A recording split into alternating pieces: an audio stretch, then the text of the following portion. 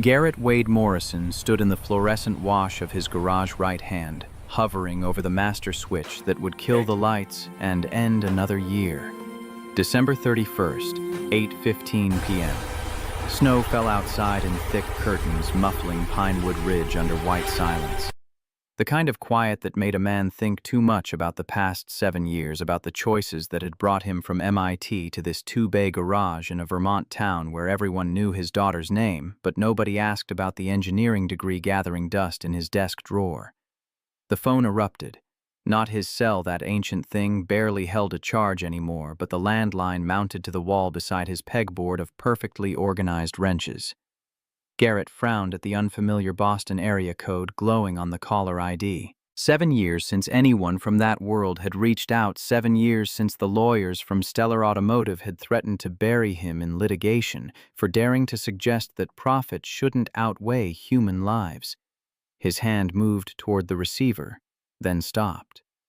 The garage door stood half open behind him, and through it he could see his daughter Maeve sitting in the passenger seat of his F-250 backpack, clutched to her chest, waiting with the patient trust of an 8-year-old who believed her father would always come home. He almost let it ring. Should have let it ring. But Grace's voice whispered from memory, from all those nights she'd stayed up late reviewing case files while he coded in the next room. "Always answer, Garrett. You never know who needs help." So he picked up. The woman on the other end spoke with the clipped precision of someone billing by the quarter hour. Rebecca Khalil, she introduced herself. Attorney at Henderson & Associates, representing a class of plaintiffs in an action against Stellar Automotive. During discovery, they had uncovered something. Patent filings, licensing agreements. A technology called SafeDrive AI, originally credited to one Garrett Wade Morrison, MIT graduate, former senior engineer who had supposedly abandoned all claims when he left the company in 2018. Except Stellar hadn't shelved the technology like they'd told him. They'd licensed it. General Motors, Ford, Toyota, all three had implemented variations of his algorithm in their newest models. The system that detected driver fatigue through micro-expressions and biometric patterns, the one that could have saved Grace from the drowsy trucker who'd crossed the median on I-94, had been generating revenue for nearly 6 years.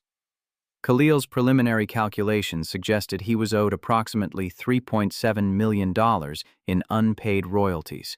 Garrett's knees went soft. The wrench he'd been holding clattered to the concrete floor, the sound impossibly loud in the empty garage. His vision tunneled. $3.7 million. Enough to fund Maeve's entire education from elementary through doctorate. Enough to actually finish the microgrid prototype he worked on in stolen hours after she went to sleep. Enough to stop giving discounts to every widow and veteran who limped into his shop with vehicles they couldn't afford to repair properly. Enough to finally prove that Grace's death had meant something, that the technology born from his grief could actually save the lives it was designed to protect. His voice came out raw. "Stellar told me the project wasn't commercially viable. They said the cost-benefit analysis didn't support implementation." A pause on the line, heavy with the weight of what they both knew. "They lied, Mr. Morrison. We have documentation showing they knew the system worked. They simply made more money licensing it quietly than they would have paying you what they owed." Garrett hung up without another word. His reflection stared back from the darkened window of the bay door. 38-years-old stubble that had gone gray at the temples, hands scarred from 7 years of working on engines instead of algorithms. Behind him, Maeve's small shape shifted in the truck. He turned away before she could see his face, before she could ask why Daddy was crying on New Year's Eve when he'd promised this year would be better than the last. The phone rang again 10 minutes later, just as he finished locking up. Different caller this time, different desperation. A woman's voice, educated accent, trying hard to mask rising panic. Her car had died on Route 7, she explained, maybe 7 miles north of Pinewood Ridge. She'd found his number online. She needed help. Garrett checked his watch. 9:05 p.m. Maeve had already been at the garage since 3:30, doing homework at the desk he'd set up in the corner of his office, drawing pictures for customers while he diagnosed transmissions and replaced brake pads. She deserved to be home, deserved hot chocolate and the New Year's countdown special on TV, deserved a father who kept predictable hours and didn't drag her out into blizzard warnings because some stranger needed roadside assistance. He almost said no.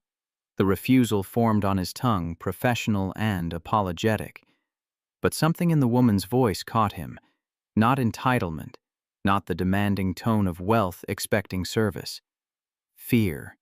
Real, undisguised fear that she was trying very hard to control.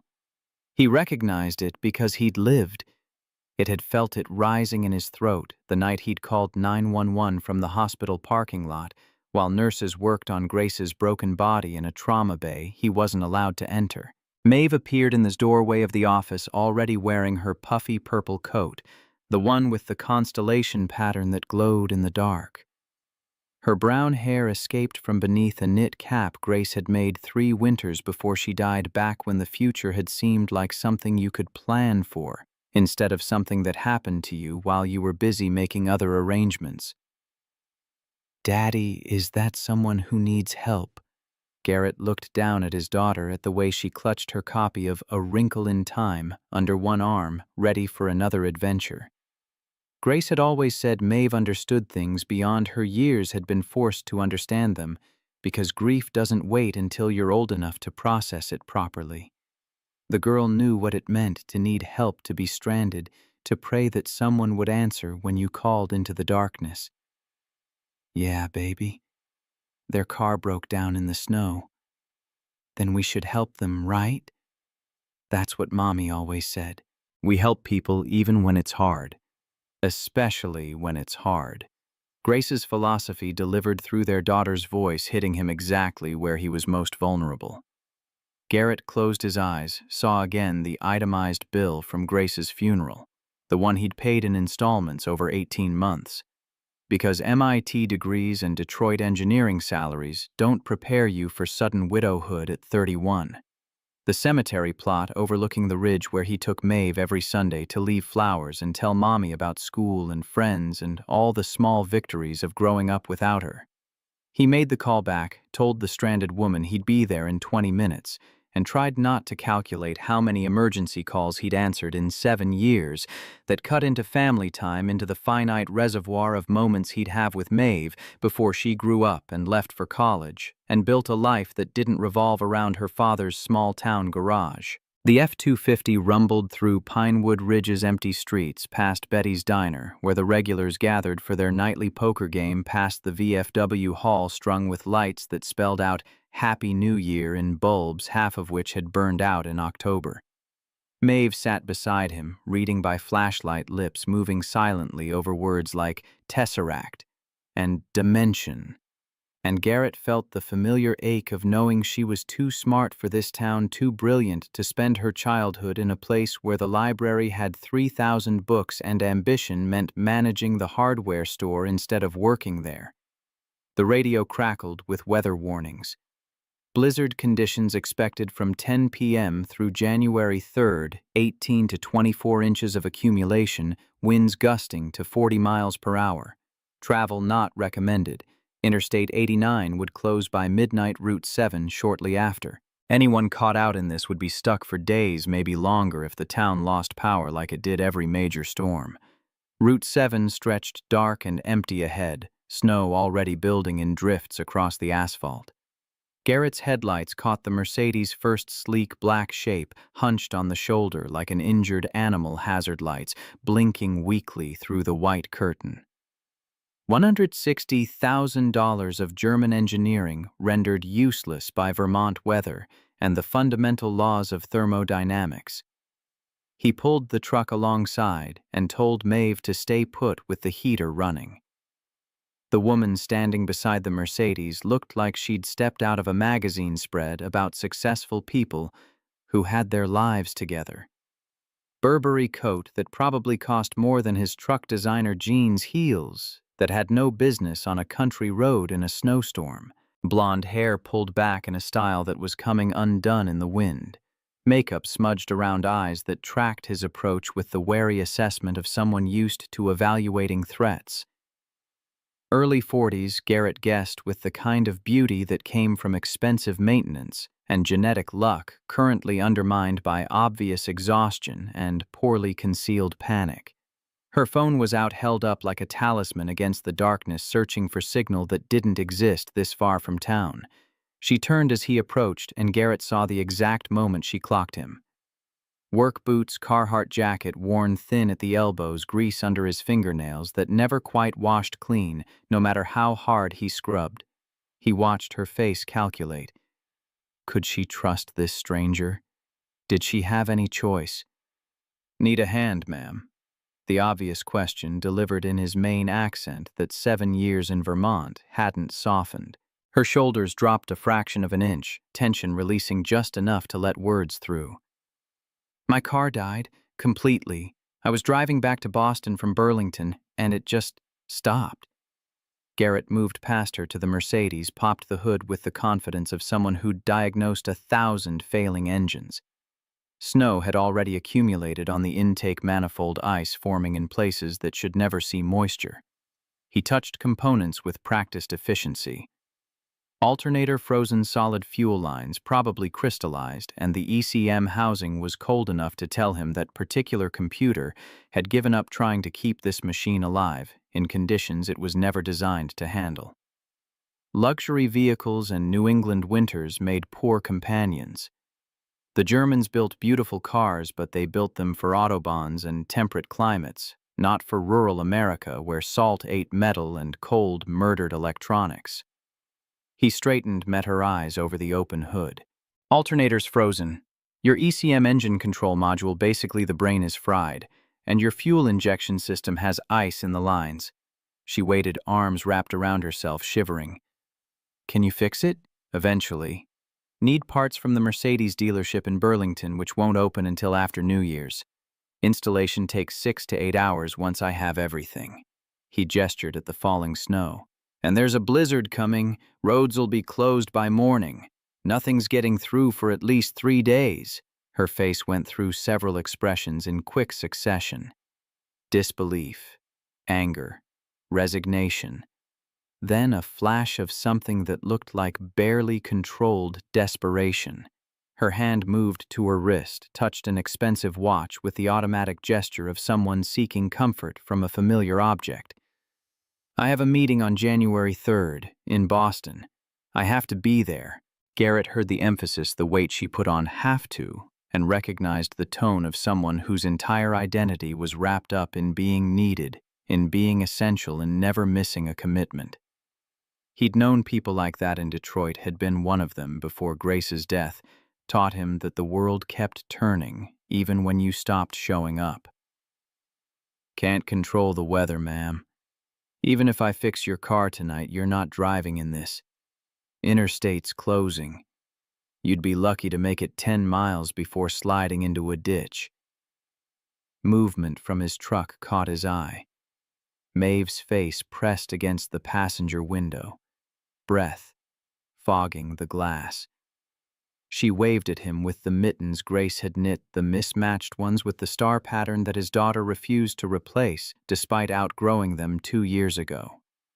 He waved back, saw her smile, and felt the familiar guilt of a father who couldn't give his child anything close to a normal childhood. The woman noticed. "You brought your daughter to an emergency call." The question carried judgment, just the faintest edge of it, and Garrett felt his jaw tighten. 7 years of single parenthood had given him a thick skin about parenting criticism, but it still stung coming from strangers who'd never had to choose between leaving a child home alone and disappointing a customer. "I'm a single parent. Can't leave her by herself. Babysitters don't work New Year's Eve." Something shifted in her expression. Surprise bleeding into what might have been understanding, or perhaps just recognition of a difficult reality she'd never had to face. "I see. That must be challenging." Challenging. The word people used when they meant impossible but didn't want to sound cruel. Garrett turned back to the Mercedes, began the process of hooking up his tow chains with the automatic efficiency of someone who'd done this hundreds of times. The metal was cold enough to burn through his work gloves. "I'll tow you into town into my garage. You can make calls from there, figure out your next move. But you're not getting to Boston tonight."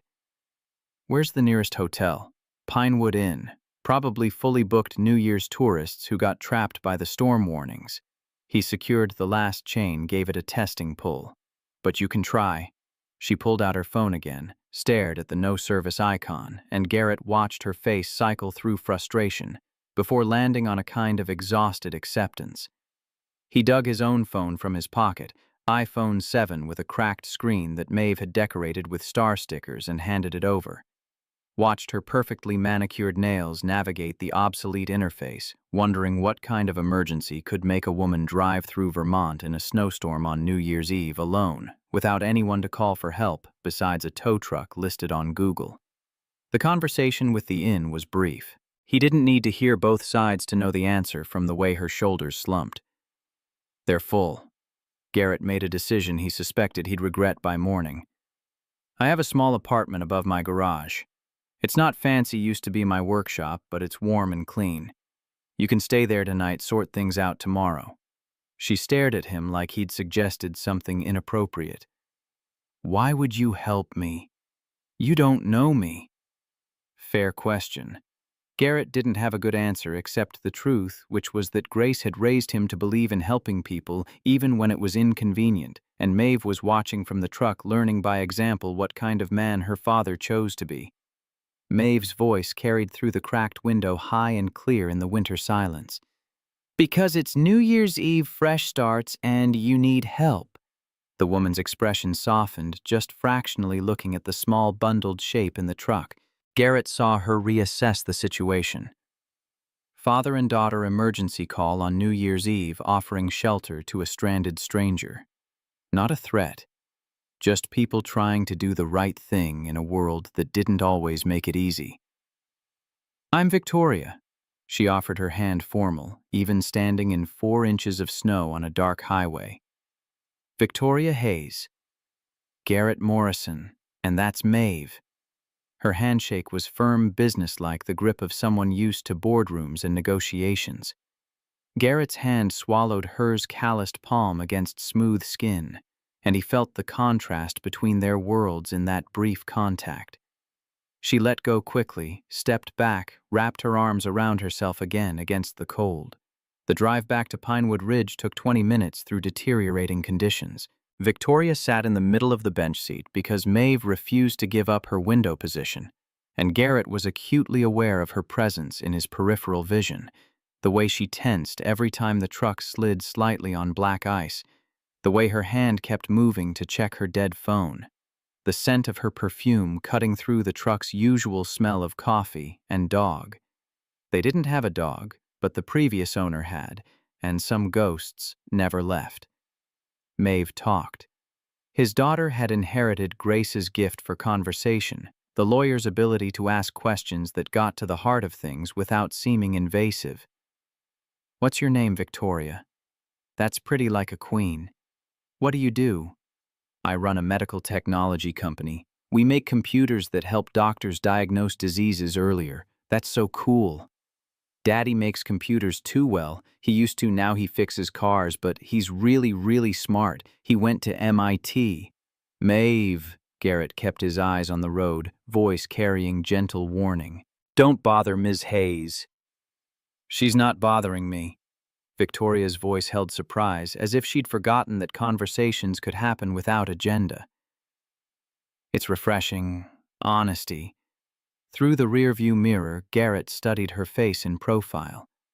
Exhaustion carved lines around her eyes that makeup couldn't quite hide, and there was something in the set of her mouth, determination fighting losing battle with despair, that he recognized from his own reflection during those first months after Grace died.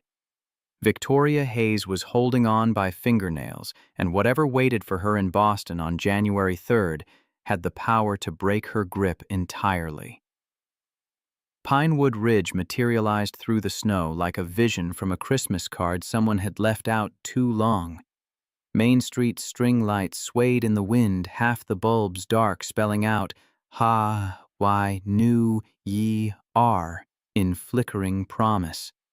Betty's diner glowed warm, the old-timers visible through the window hunched over their eternal poker game. The VFW hall, the library, the hardware store, all closed for the holiday. Dark windows reflecting back the truck's headlights. "Welcome to Pinewood Ridge," Garrett said. "Population 100 where everybody knows your business before you do." Victoria looked out at the small town with an expression he couldn't quite read. "It's quaint." Maeve bounced in her seat. "It's the best place in the world. Mrs. Betty makes apple pie every Thursday, and Mr. Kowalski teaches me about constellations, and Miss Eleanor lets me shelve books at the library, even though I'm too young officially, but she says I'm responsible enough, and breathe, Mavie." Garrett smiled, despite the exhaustion creeping into his bones. "Ms. Hayes doesn't need your whole tour guide speech." But Victoria was looking at Maeve with something that might have been wistfulness. "It sounds wonderful, having a community like that." The words carried weight, the kind that comes from absence. Garrett filed that observation away with the others. No wedding ring, no emergency contacts in her phone worth calling, driving alone on New Year's Eve, the desperate need to get to a meeting that couldn't be rescheduled. Victoria Hayes had success written all over her, had money and power, and probably a corner office with a view that cost more per month than his entire mortgage. But she didn't have community, didn't have the kind of safety net that caught people when they fell. Morrison's Auto Repair sat at the eastern edge of Main Street, a 2-story building Garrett had bought for $48,000 and spent 6 months renovating with his own hands. The ground floor held 3 service bays tool chests organized with the precision that drove his employees crazy, but made Garrett's engineer brain happy, and a small office with a desk built from reclaimed barnwood. The second-floor apartment accessed by external stairs he'd rebuilt twice because Vermont winters were hell on pressure-treated lumber. He backed Victoria's Mercedes into Bay 2, killed the truck's engine, and sat for a moment in the sudden silence. Through the garage window, he could see his tool board, every wrench and socket in its designated place. The shadow board he'd marked out with Grace's help during their first month in Pinewood Ridge. She'd thought it was excessive, had teased him about his need for order, but she'd helped him trace every outline anyway, because that was Grace supporting his quirks, even when she didn't share them. "You can use the office phone to call whoever you need." Garrett climbed out, helped Maeve down, then gestured Victoria toward the small office. "Reception's better inside town limits." She nodded, already moving with the purposeful stride of someone about to handle a crisis, and disappeared into the office. Through the window, Garrett watched her pick up the phone dial with angry precision, then pace the small space while she talked. Even from outside, he could read the tension in her shoulders, the way her free hand cut through the air, emphasizing points the person on the other end couldn't see. Maeve tugged his sleeve. "Is Ms. Hayes in trouble, Daddy?" "I think so, baby. Are we gonna help her?" Garrett looked down at his daughter, at the earnest concern in eyes that matched his own, and felt the familiar ache of loving someone so much it physically hurt. "We're already helping her. Gave her shelter, fixing her car. That's all we can do." "Mommy would say that's never all we can do." Maeve's voice carried absolute certainty. She'd say we keep helping until the help works. Out of the mouths of children came truths that adults spent lifetimes avoiding. Grace had believed in radical kindness, in showing up for people even when inconvenient, in treating strangers like future friends who just didn't know it yet. That philosophy had gotten her killed. Wrong place, wrong time, wrong trucker who hadn't slept in 18 hours and thought he could push through to make his delivery deadline. But Garrett couldn't bring himself to teach their daughter cynicism, couldn't poison Grace's legacy by raising Maeve to believe the world was every man for himself. The office door opened. Victoria emerged looking worse than when she'd gone in. Makeup completely gone now, eyes rimmed red. She walked like someone trying to hold pieces of herself together through sheer force of will. And Garrett recognized that particular brand of barely controlled panic because he'd worn it himself for the first year after Grace's funeral. Bad news. My CFO is sabotaging a major investment deal, or possibly incompetent. Either way, my company's about to lose $180 million in funding, and I'm stuck in Vermont with no way to get back in time to fix it. The words came out flat, emotionless, the kind of tone people used when the alternative was screaming. Garrett had heard it from his own mouth the day he'd cleaned out his Detroit office, boxing up 7 years of work while Harold Breskin watched from the doorway and reminded him that the non-compete clause meant he couldn't work in automotive for 18 months. Come on. He picked up his toolbox, headed for the exterior stairs. Let's get you settled upstairs. Tomorrow's soon enough to figure out next steps. The apartment smelled like sawdust and machine oil, with underneath notes of the lavender spray Garrett used because Maeve insisted spaces should smell nice. 600 square feet of organized chaos kitchenette, with hot plate and mini fridge living area, with sagging couch he'd rescued from someone's curb coffee table he'd built from pallets. Bedroom visible through an open door containing nothing but a bed and a dresser. New Year decorations covered every surface, Maeve's handiwork transforming the utilitarian space into something almost cheerful. Paper chain countdown in bright construction paper snowflakes, cut from printer paper and hung with fishing line drawings of fireworks taped to walls. Victoria stood in the doorway taking it all in, and Garrett braced for judgment that would confirm everything he already knew, that he'd fallen far, that MIT engineers weren't supposed to end up in 600-square-foot apartments above garages in towns nobody had heard of, that Grace would be disappointed in how small he'd let their lives become. It's cozy. Her voice held something that sounded like sincerity. Thank you for this. Before Garrett could respond, the lights died, all of them simultaneously plunging the apartment into absolute darkness, broken only by the dim glow of snow through the windows. Maeve squeaked, startled but not scared. She'd lived through enough power outages to know the routine. Stay put. Garrett's voice came calm through the darkness, muscle memory taking over. Maeve, candles are in the kitchen drawer. Victoria, don't move, I'll get a lantern. He navigated by feel and memory, found the drawer, pulled out the Coleman lantern he kept charged for exactly this scenario. Light bloomed warm and yellow, pushing back shadows, revealing his daughter, already pulling candles from their designated spot, and Victoria frozen in place, looking lost in a way that had nothing to do with literal darkness and everything to do with being out of her element. 5 minutes later, the apartment glowed with 6 candles strategically placed and the lantern on the coffee table. Maeve bounced with excitement. Power outages were adventures when you were 8 and didn't have to worry about frozen pipes or spoiled food or how long the generator would last. The battery radio crackled with confirmation that the storm had taken down power across 3 counties, restoration times unknown, travel now officially impossible on all major routes. Victoria tried. Her phone got one wavering bar of service and immediately called someone. Janet, I need you to listen carefully. The power's out. I have minimal signal, but I need you to do something for Laura. Garrett moved to the kitchen, giving her privacy while starting water for tea on the camping stove he kept for emergencies. Through the kitchen pass-through, he could hear fragments of her conversation, words like projections and board meeting and Carter, delivered with increasing urgency.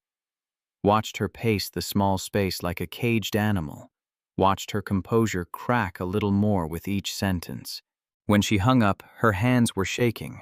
She sat heavily on the couch, head in palms, and Garrett recognized the posture of someone who'd just run out of options. He brought her tea, Earl Grey, because it was all he had in a chipped mug with a faded MIT logo that Maeve had found at a yard sale and insisted on buying because, Daddy, you went there. Steam rose between them, and Victoria wrapped her hands around the warmth like it could anchor her to something solid. "Thank you." Barely a whisper. "Rough day." She laughed, sharp and bitter. "Rough year. Rough decade. I built my company from nothing, poured everything into it, and now my CFO is either incompetent or actively trying to destroy what I've created. And I can't even get back to defend it." Garrett sat in the chair across from her, let silence stretch. Grace had taught him the value of listening, of giving people space to fall apart without rushing to fix them. Sometimes the kindest thing you could do was witness someone's pain without trying to minimize it. "Corporate politics?" he finally asked.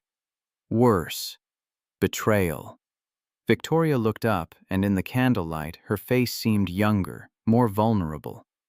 "My CFO submitted financial projections to our biggest potential investor with numbers that don't match anything I approved.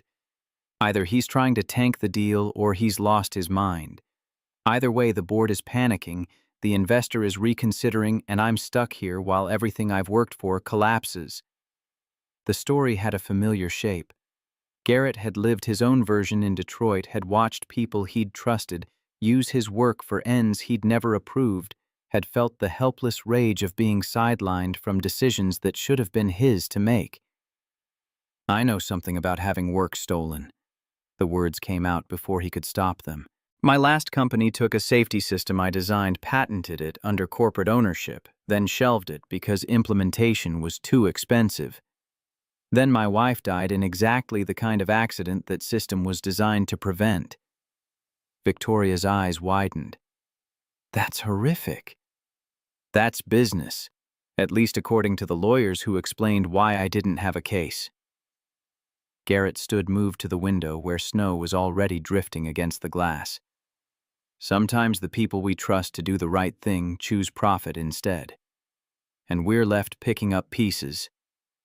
"Is that why you came here?" "I left because my daughter needed a parent who was present, not constantly traveling or working late or stressed about the next deadline. I left because Detroit was full of ghosts and Pinewood Ridge was where Grace grew up, where she wanted to retire." He turned back to face Victoria. "I left because I was tired of building things that made other people rich, while the problems I actually cared about solving got ignored."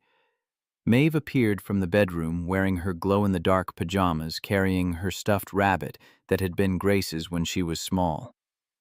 "Daddy is Ms. Hayes staying for midnight for the wishes. I don't want to intrude on your traditions." Victoria started to stand, but Maeve was already beside her, small hand on her arm. "You have to. Everyone needs New Year wishes, especially people who are sad. And you look really sad." The naked honesty of children delivered without malice or agenda. Victoria's eyes went bright with unshed tears, and she nodded, because what else could you do when an 8-year-old called you sad and offered wishes as medicine? "Our tradition," Garrett explained, "is we each write a wish on paper, put it in this bowl." He retrieved a metal mixing bowl from the kitchen, and at midnight we burn them. Symbolic fresh start. Burning wishes seems counterintuitive. The universe can't grant wishes it can't see. Maeve's logic was unassailable in her own mind. "We send them up in smoke so they get delivered." Victoria accepted paper and pen from Maeve's outstretched hands. Garrett watched her stare at the blank page, watched indecision play across her features. When had she last made a wish? When had she last allowed herself to want something that couldn't be achieved through strategy and execution? He wrote his own wish with the ease of 7 years' practice. Same wish he made every year. Finish the grid. For Grace. For the others. Folded it before Victoria could see. Dropped it in the bowl. Maeve added hers with ceremony.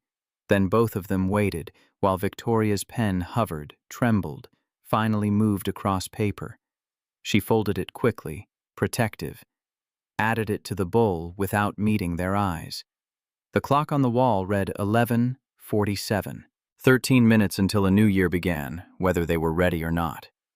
Garrett lit the wishes, watched paper curl and blackened smoke rising toward the ceiling in thin, gray ribbons.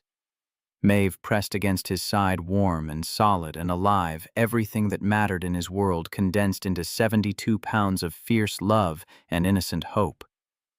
Somewhere in the distance, fireworks began.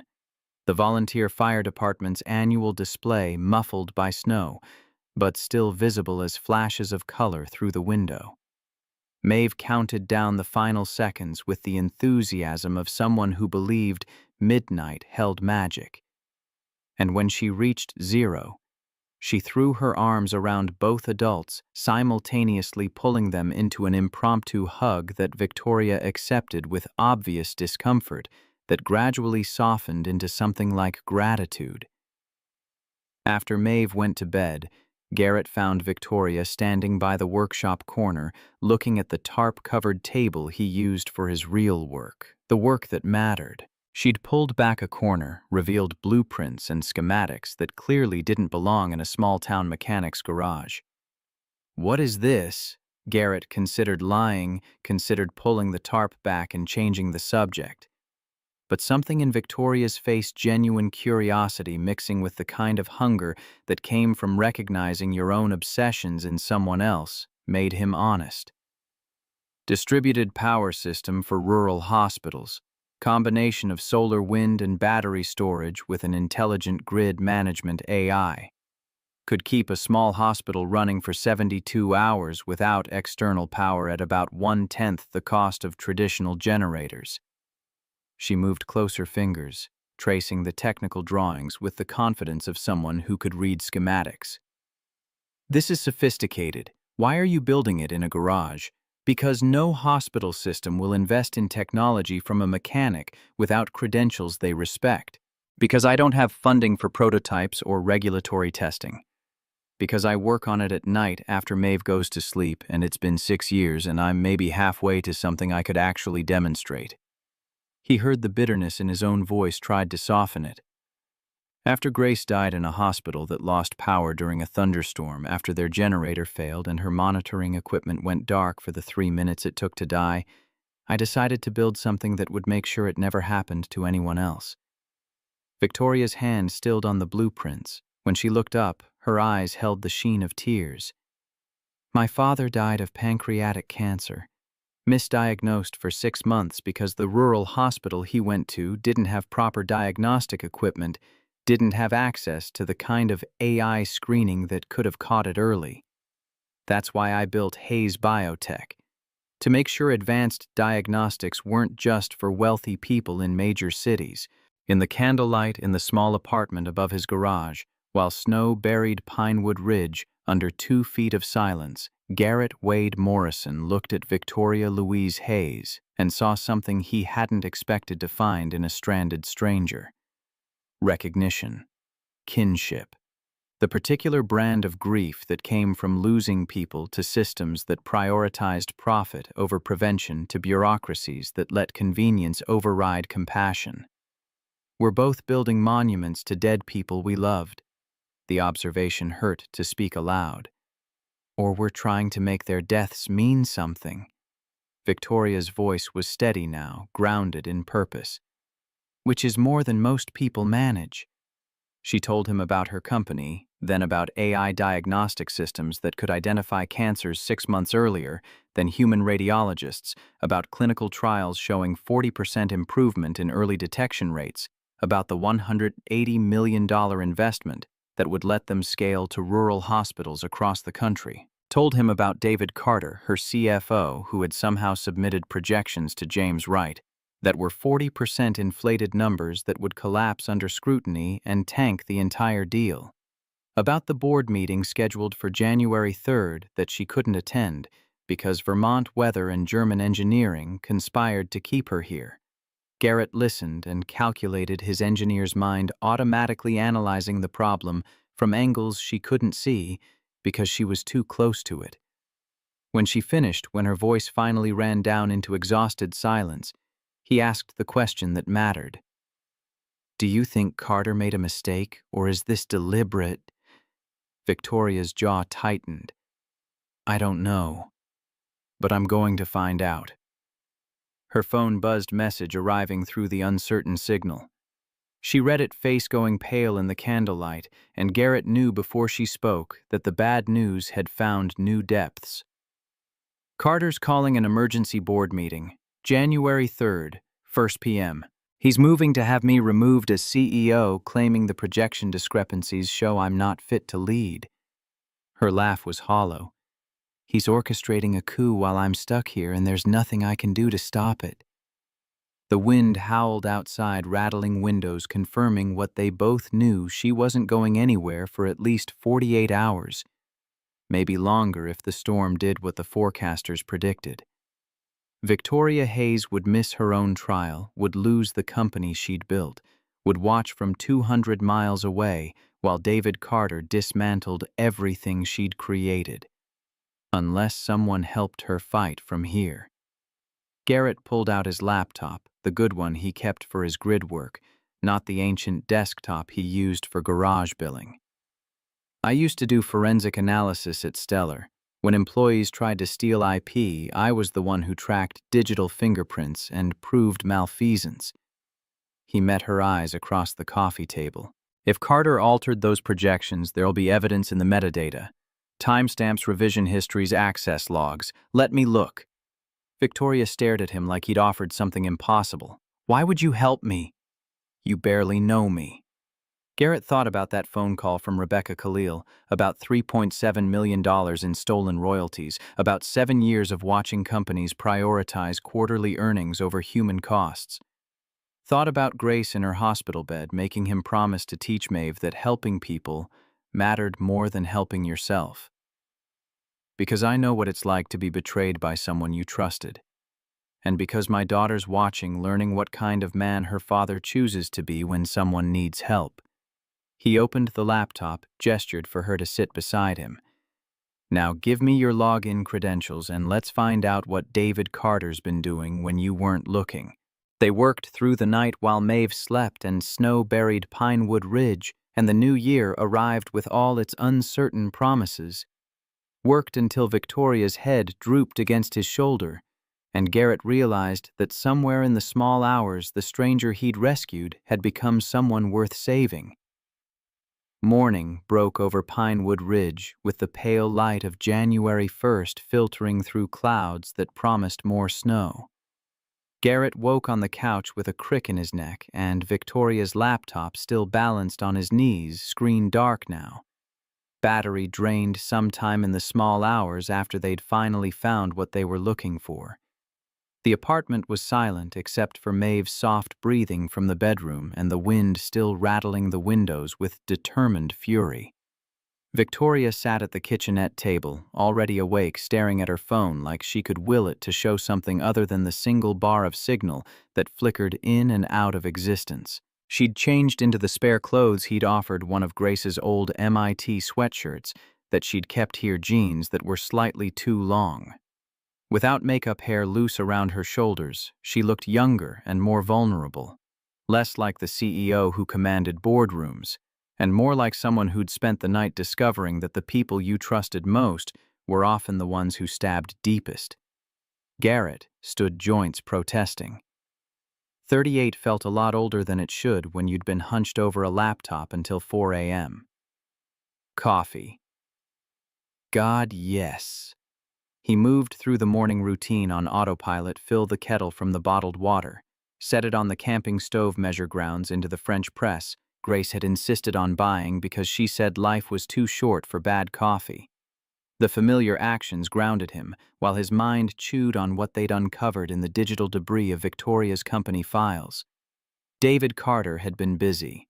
The financial projections he'd sent to James Wright had been altered on December 28, 3 full days after Victoria's final approval. Timestamp metadata showed the changes made at 11:47 p.m., accessing the files through a backdoor administrator account that Carter had installed 6 months prior. The modifications were subtle growth rates, increased by 38% implementation.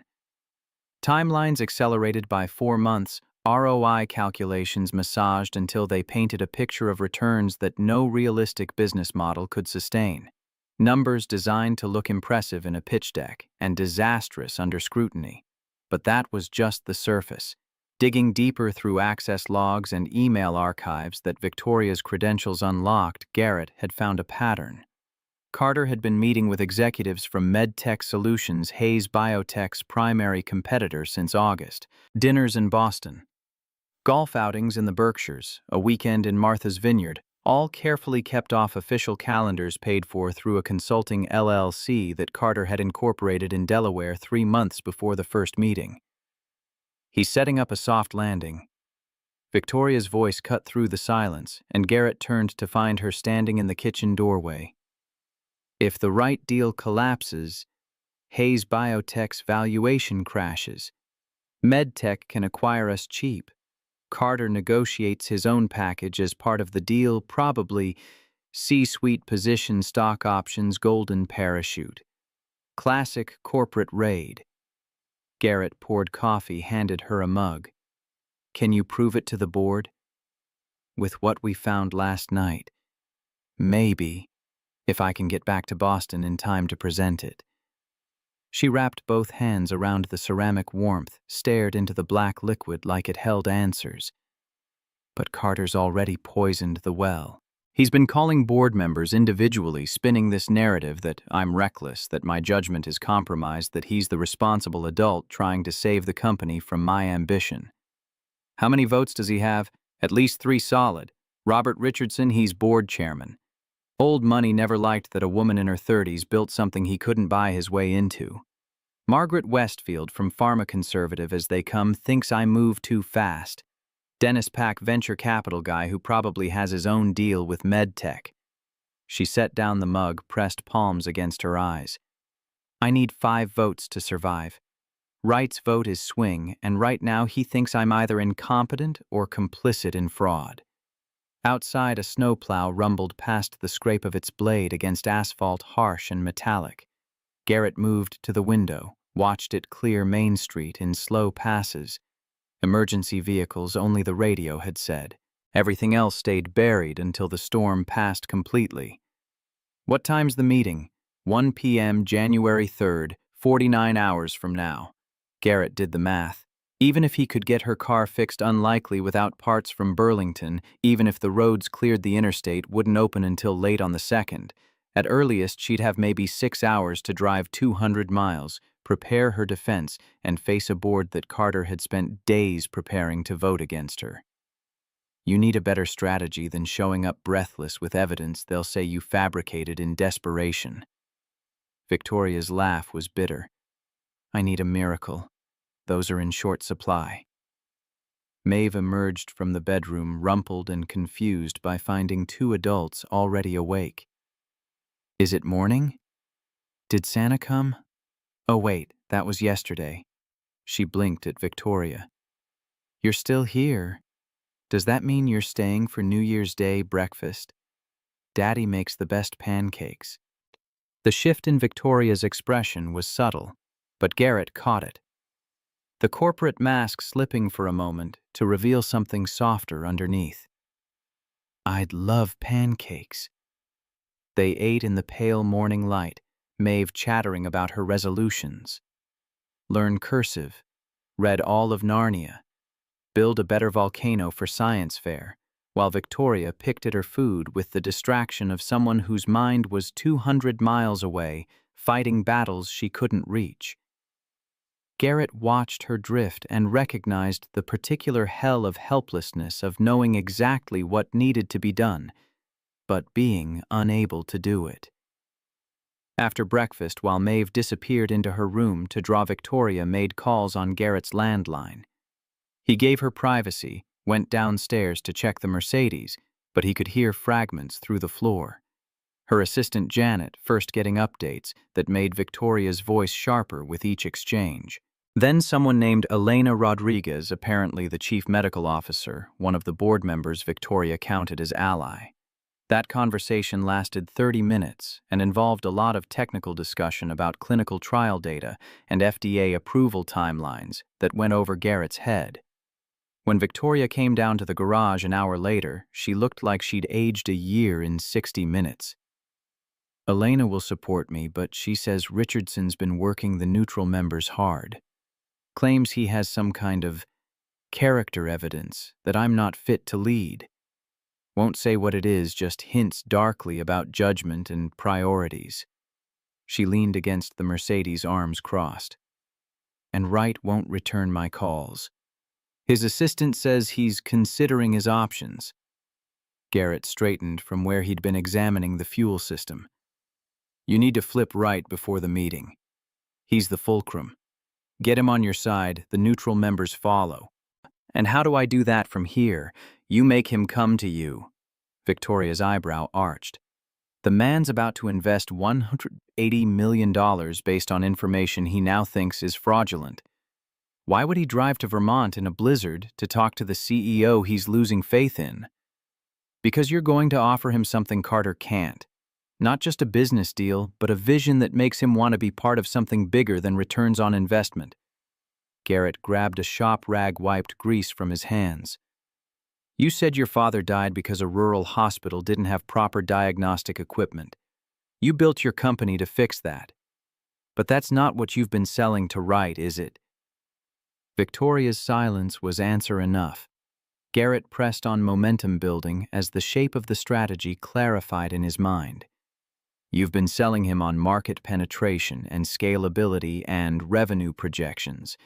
Business talk. Numbers that someone like Carter can manipulate because numbers are just numbers, they don't mean anything beyond themselves.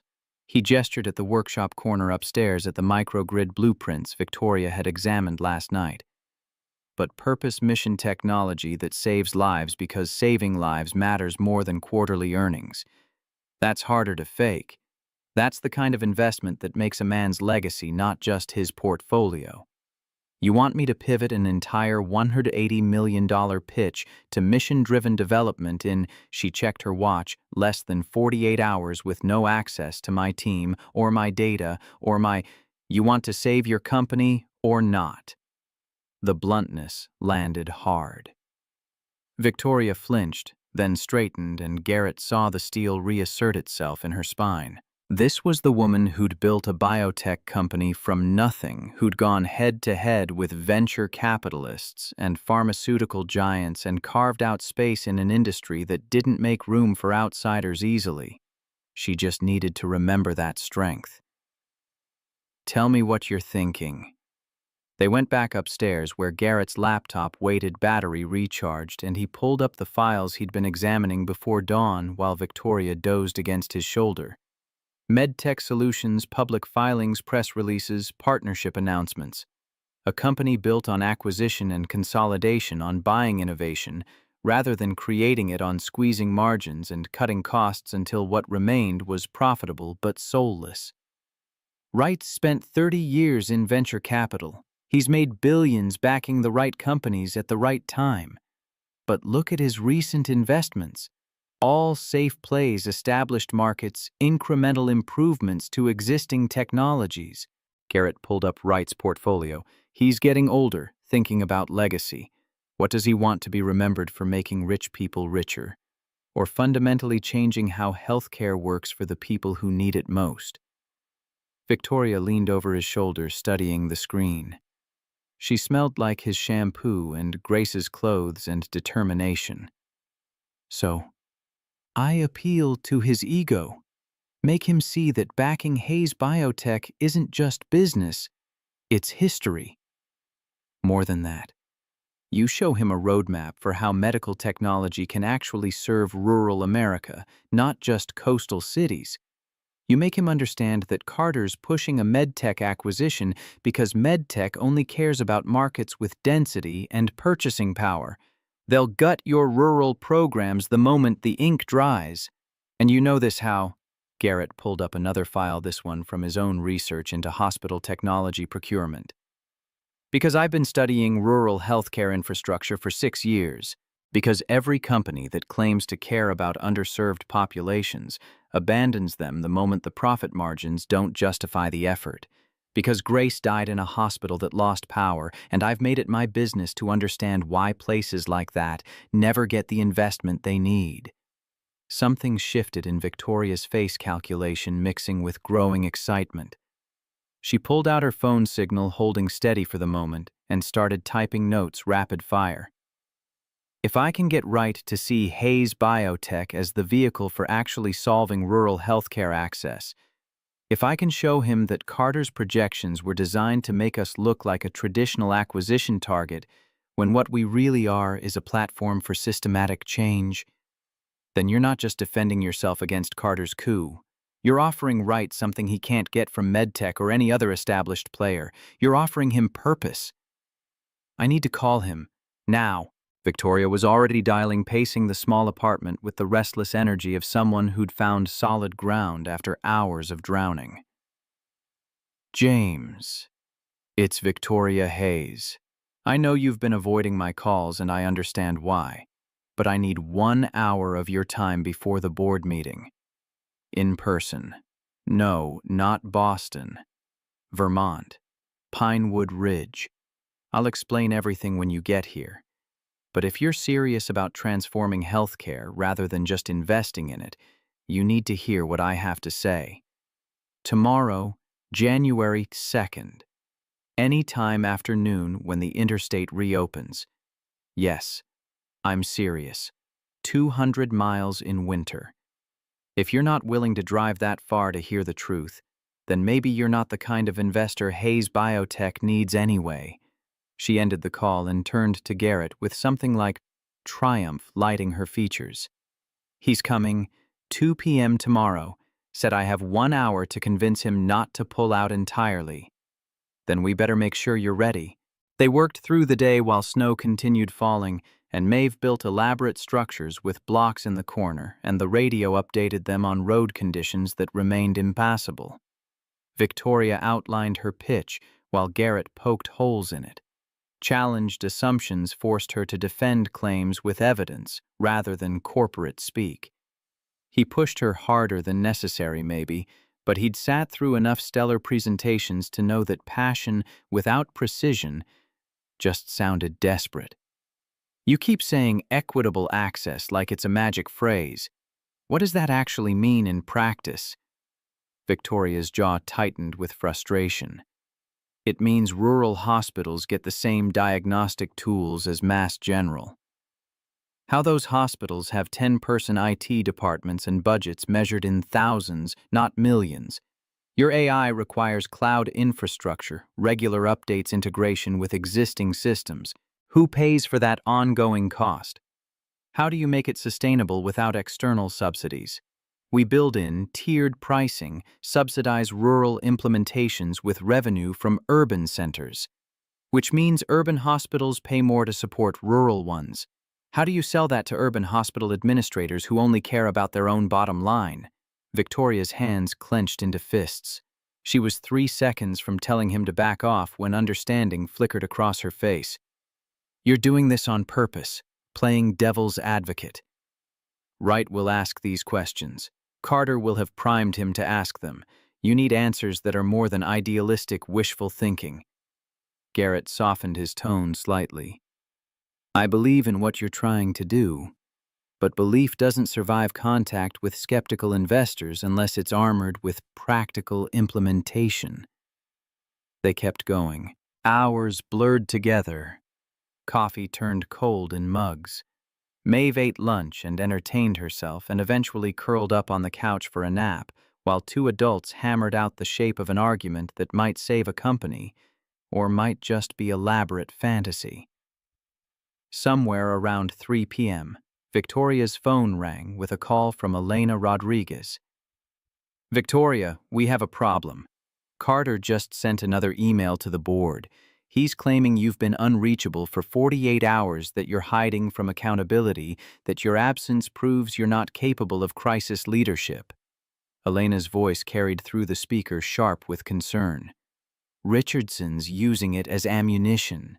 Says a real CEO would have found a way to be present regardless of circumstances. I'm stranded in a blizzard. He doesn't care. He's saying you should have anticipated the storm, left earlier, arranged backup plans. He's painting you as reckless and unprepared." Victoria's face went pale.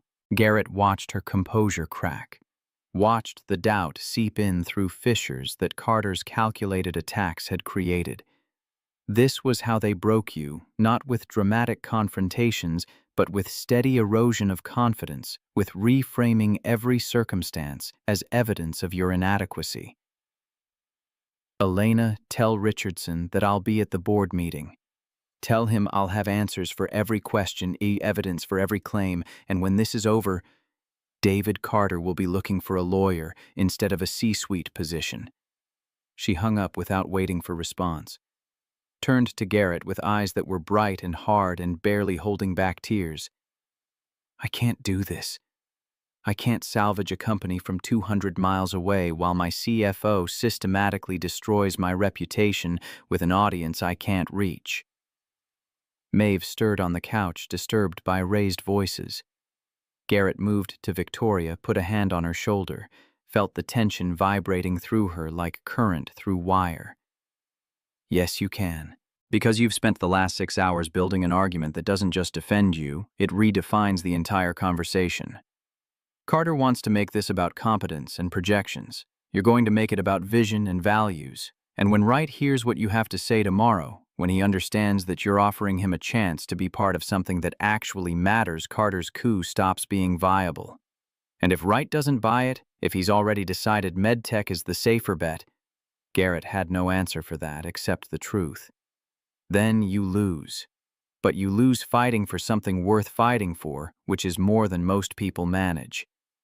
The words hung in the cold apartment air, and Victoria searched his face like she was trying to determine if he actually believed what he was saying or just telling her what she needed to hear. Whatever she found, there must have been enough, because she nodded slowly, straightened her shoulders, and went back to the laptop to refine the presentation that might save her life's work. Evening came early, with winter sun setting behind clouds at 4:30. Power returned in fits and starts, lights flickering on briefly before dying again. But by 6 p.m. the grid stabilized, and suddenly they had heat and internet and the illusion of normal infrastructure. Garrett made dinner from canned soup and bread he'd bought before the storm. Nothing fancy, but hot and filling. Maeve talked about school starting back up in a week, about the book report she'd due, about whether Ms. Victoria would still be here tomorrow, or if she'd disappear like most adults who passed through their lives. "I'll be here tomorrow." Victoria's voice was gentle. "I have an important meeting at 2 p.m. that your dad's helping me prepare for. But after that, I'll probably need to go back to Boston." Maeve's face fell. "Oh, okay. That makes sense. Important people have important places to be." "Hey." Victoria reached across the table, touched Maeve's hand. "Sometimes important means being present for people who matter. And you matter. You and your dad both. You've helped me remember that."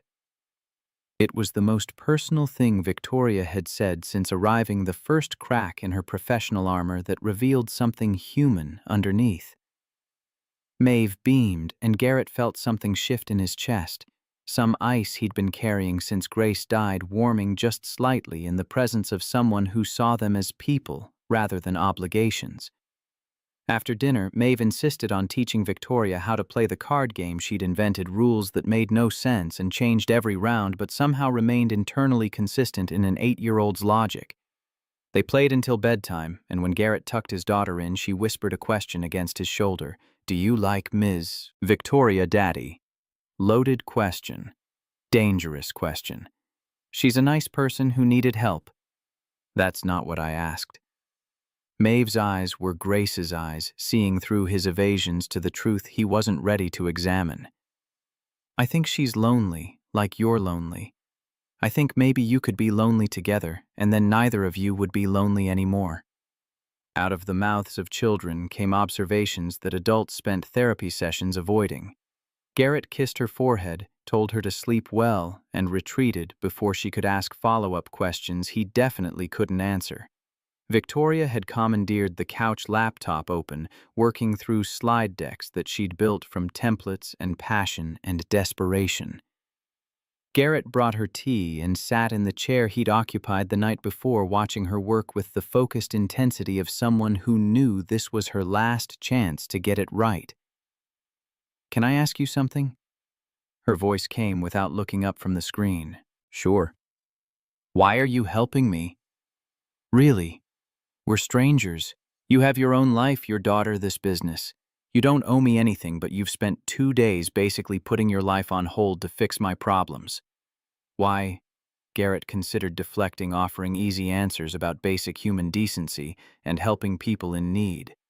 But Victoria had been honest about her fear and vulnerability, had let him see past the CEO mask to the person underneath. She deserved honesty in return. "Because watching you fight reminds me that I gave up too easily. I walked away from Detroit, from engineering, from trying to change systems that I thought were too big to fight. Built myself this small, safe life where the problems are tractable and the stakes are manageable. But you're still fighting, still trying to build something that matters, even when people you trust sabotage you. That takes courage. I'm not sure I have any more." Victoria looked up from the laptop, and in the warm light of the apartment, her eyes held something that might have been recognition or might have been something more complicated. "You didn't give up. You're building a microgrid system that could revolutionize rural healthcare infrastructure. That's not giving up. I'm tinkering in a garage. You're actually doing it, actually changing lives. There's a difference. Only because I have resources and connections, you don't." She closed the laptop, gave him her full attention. "But if you had those things, if someone believed in your work enough to fund it properly to help you navigate regulatory approval and manufacturing and distribution, would you be tinkering then, or would you be changing the world?" The question landed like a challenge. Garrett had spent 6 years telling himself that his small-scale work was enough, that he was making a difference in his own way, that he'd made peace with reduced ambitions. But Victoria was holding up a mirror that showed him what he'd actually done: retreated. Hidden, chosen safety over significance, because taking another swing at changing things meant risking another failure, another betrayal, another loss that might break him beyond repair. "I don't know." The admission cost him. "Maybe I'm scared to try again." Fear's rational. People who hurt you once usually hurt you twice. Victoria's voice carried the weight of experience. But fear isn't a strategy. It's just a reason to stay still while the world moves around you. She stood crossed to the window where snow had finally stopped falling. The night sky was clearing, stars emerging between racing clouds, and Pinewood Ridge glittered below with the lights of people who'd weathered the storm and come through intact. "I lost my father when I was 26. Built Hayes Biotech because I couldn't save him, but maybe I could save someone else's father. Poured everything into it. Relationships, health, any semblance of normal life. Told myself the sacrifice was worth it because the work mattered." She pressed a hand against the cold glass. "But Carter's trying to take it from me, and I realize that all those sacrifices won't mean anything if the company becomes just another corporate asset optimized for shareholder value. The mission dies even if the business survives. So don't let him take it. That's what tomorrow's about." She turned back to face him. "But after, even if I win, even if Wright backs me and the board votes to keep me, I'll still be running a company where my own CFO tried to destroy me, where I can't trust the people I work with, where every decision is scrutinized for signs that maybe Richardson was right, maybe I'm not fit to lead." Garrett heard what she wasn't saying, that victory might just mean different forms of losing, that winning the battle could leave her too wounded to enjoy the war. He'd lived that himself had survived Grace's death, only to discover that survival looked a lot like slow death when you faced it alone. "You don't have to do it alone." The words emerged before he'd fully thought them through. "If you need people you can trust, People who understand that profit isn't the only metric that matters. Maybe it's time to bring in partners who actually share your values. Victoria's expression shifted, became calculating in a way that suggested she was seeing possibilities she hadn't considered before. Partners like you, I'm a mechanic with a half-built prototype and a garage full of debt. You're an MIT engineer who can do forensic analysis on corporate malfeasance and who's designed a power system that could save thousands of lives. She moved closer, and Garrett was suddenly aware of how small the apartment was, how little distance separated them. If I survive tomorrow, if Wright backs me and I keep my company, I'm going to need someone I can trust to build the infrastructure that makes rural healthcare access actually possible. Someone who cares more about impact than promotion. You're offering me a job? I'm offering you a partnership. You bring the microgrid system and your expertise. Hayes Biotech provides funding, regulatory support, manufacturing connections, everything you need to actually deploy this technology. We do it as equals with contracts that protect your IP and your vision. No corporate ownership, no stolen patents, no stellar automotive bullshit. Garrett's pulse kicked up. This was the offer he'd fantasized about during long nights working alone in his garage, the fairy tale ending where someone with resources believed in his work enough to make it real. But fairy tales came with catches, with hidden costs, with ways to fail that you couldn't see until you were already falling. Why would you trust me? We've known each other 36 hours. Because you helped me when you had no reason to, except that it was the right thing to do. Because your daughter is watching and you're the kind of father who leads by example. Because I read people for a living and everything about you says you're genuine. She held out her hand. I can't promise it'll be easy or that we won't hit obstacles, but I can promise you'll never wonder if you gave up too soon. Garrett looked at her outstretched hand at the opportunity being offered in a stranger's apartment during a blizzard that had forced their paths to cross. Thought about Maeve's words. Maybe you could be lonely together, and neither of you would be lonely anymore. Thought about Grace's voice from memory always pushing him to take risks in service of things that mattered. He shook Victoria's hand. Her grip was firm, businesslike, but her eyes held something warmer than business. If we're doing this, we do it right. Full partnership agreement in writing reviewed by lawyers who aren't on your payroll. And I reserve the right to walk if the mission gets compromised. Deal. Now help me finalize this presentation because if I don't nail it tomorrow, none of this matters anyway. They worked until 2 a.m. Victoria building slides, while Garrett challenged every claim and suggested refinements and occasionally got up to check that Maeve was still sleeping peacefully in the next room. The presentation that emerged wasn't just a defense against Carter's sabotage, it was a manifesto for how medical technology could serve communities that traditional healthcare consistently abandoned. Victoria wove in Garrett's microgrid as proof of concept, as evidence that Hayes Biotech wasn't just talking about rural access, but actively building the infrastructure to make it possible. When they finally stopped exhausted and wired on caffeine, Victoria turned to Garrett with an expression he couldn't quite read. Thank you for all of this. I came here as a stranded stranger, and you've given me back something I'd lost. What's that? Hope that there are still people who help because helping matters, not because of what they can extract in return. Garrett thought about Rebecca Khalil's phone call about $3.7 million in stolen royalties waiting to be claimed, about all the ways that money could change his life and Maeve's future. Thought about how he'd almost let it ring, almost let Victoria freeze on that dark highway because answering meant inconvenience. Grace used to say that helping people is never the wrong choice, even when it's the hard choice. I'm just trying to live up to her standards. She must have been extraordinary. She was. Still is in the ways that matter.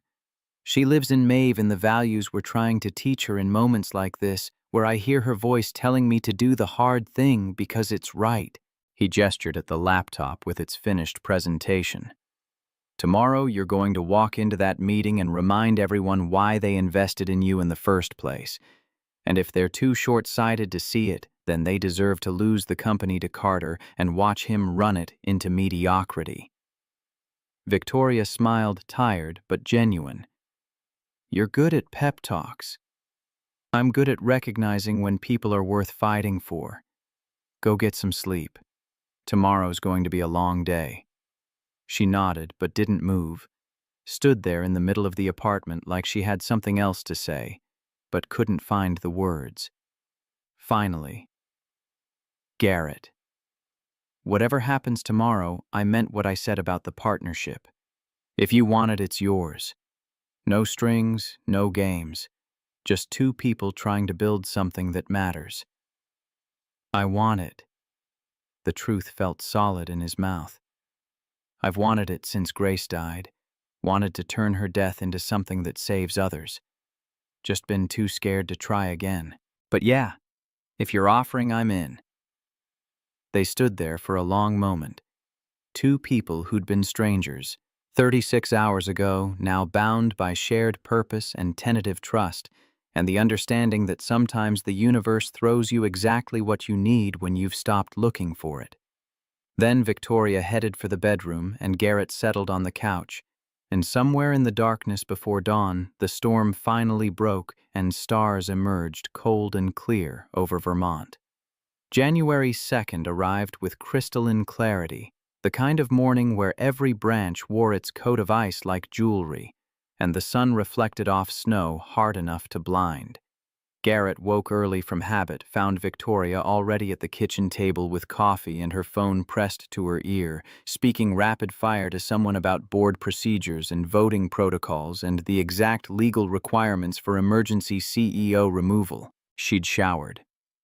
Somehow he heard the water running earlier while he was still half asleep and dressed in the closest approximation to professional she could manage with borrowed clothes and limited options. Grace's blazer over her own blouse jeans, instead of the suit pants buried under snow in her Mercedes hair, pulled back severe and controlled. War paint for a different kind of battlefield. Garrett made breakfast without interrupting her call scrambled eggs and toast for Maeve, who appeared yawning and immediately wanted to know if Ms. Victoria was leaving today. The question carried weight that an 8-year-old didn't fully understand, but felt instinctively the sense that people who entered their lives during storms usually left when weather cleared, that connection was temporary and goodbyes were inevitable. Not until after her meeting. Garrett set a plate in front of his daughter. Mr. Wright is driving up from Boston this afternoon to talk with her. That's far. He must really want to talk. Maeve attacked her eggs with the focus of someone fueling up for adventure. Can I come to the meeting? I promise to be quiet. It's a grown-up business meeting, baby. Boring stuff about money and companies. Daddy, I know what companies are. Ms. Victoria's trying to save hers from the bad man who wants to take it. That's not boring. That's like a quest. Quests are interesting. Victoria ended her call and turned to them with something like amusement breaking through her tension. She's not wrong.